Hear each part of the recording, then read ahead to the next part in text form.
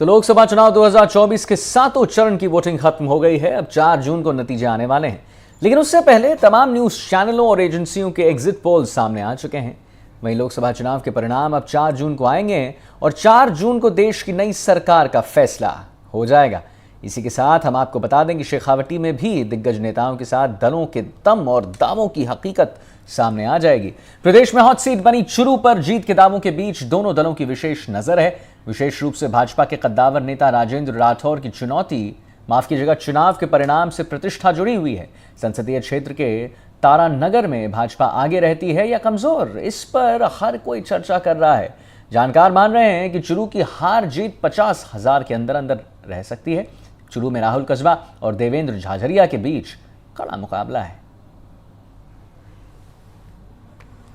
दुनिया के सबसे बड़े लोकतंत्र यानी कि भारत में चुनाव है वो समाप्त हो चुका है। 7 चरणों में समाप्त हुए चुनाव में तकरीबन 2 महीने लगे। ऐसे में जबरदस्त माहौल है पूरे देश में चुनाव के दौरान रहा। वहीं राजस्थान की बात करें तो राजस्थान की भी 25 सीटों के ऊपर पहले और दूसरे चरण में चुनाव है वो समाप्त हो चुका था। वहीं चुनाव समाप्त होने के बाद से लगातार एग्जिट पोलों की बहार आई हुई है, जिनमें साफ तौर पर एनडीए को पूर्ण बहुमत मिलता हुआ दिखाई दे रहा है। वहीं हम राजस्थान की बात करें तो राजस्थान के अंदर भी ऐसे कई सारे एग्जिट पोल हैं जहां पर भाजपा को 22 से 23 सीटें मिलती हुई नजर आ रही है। वहीं बात यदि राजस्थान की चूरू सीट की करें, जो कि पूरी राजस्थान के चर्चा का एक केंद्र बनी हुई है, चूरू और बाड़मेर सीट।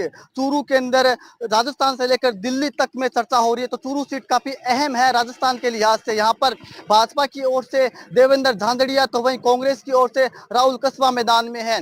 दोनों का ही भविष्य है वो ईवीएम में कैद है। हालांकि चर्चा लगातार बनी हुई कि आखिर चूरू को कौन फतेह करता है। वहीं चूरू जीत के साथ ही कई सारे ऐसे दिग्गज नेता हैं शेखावटी क्षेत्र के जिनका भविष्य भी तय होगा।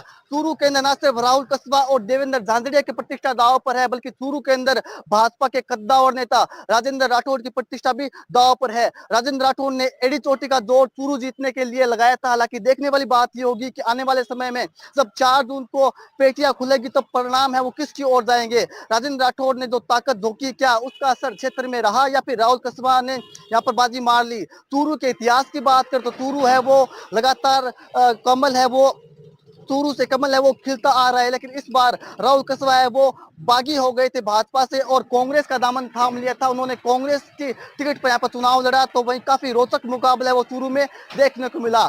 चूरू की जनता ने वोट किया। अब देखने वाली बात होगी कि चूरू है वो किस ओर जाता है, लेकिन यदि रुझानों की माने, यदि एग्जिट पोल की माने और यदि सट्टा बाजार की माने तो चूरू है वो कांग्रेस के खाते में जाती हुई दिखाई दे रही है। लेकिन स्थानीय चर्चाओं की माने तो मुकाबला काफी रोचक है, काफी कड़ा है। हार जीत का अंतर है वो 30 से 40 हजार के बीच रह सकता है, लेकिन अभी कयास ये लगाए जा रहे हैं कि मुकाबला है वो बना हुआ है, कोई भी इस मुकाबले को जीत सकता है, लेकिन जो हार जीत का अंतर है वो बहुत ज्यादा नहीं रहने वाला है। तब 4 जून को परिणाम आएंगे जब आप सबसे पहले एनडीटीवी राजस्थान आपको दिखाएगा क्या कि चूरू है वो कौन फतेह करने जा रहा है। एनडीटीवी के लिए चूरू से गजेंद्र सिंह।